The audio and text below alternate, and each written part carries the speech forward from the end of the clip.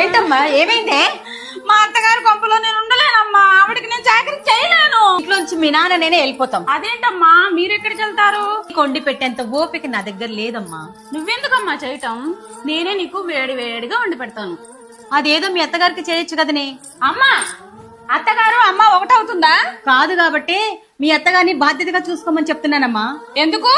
మీ భర్తని కని పెంచి పెద్ద చేసి ప్రయోజకులు చేసిందని తెలిసిన తర్వాత నిన్నిచ్చి పెళ్లి చేశానే, అందుకు. నన్ను అర్థం చేసుకోవట్లేదమ్మా.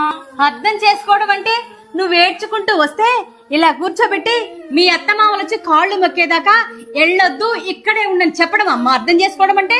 పుట్టిల్లంటే ఆడపిల్లకి కష్టం వస్తే అండగా నిలబడేది గాని ఆడపిల్ల సంసారానికి అడ్డుగా నిలిచేది కాదే.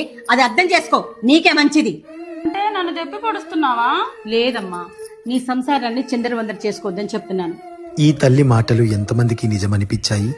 ఈ కథ కేవలం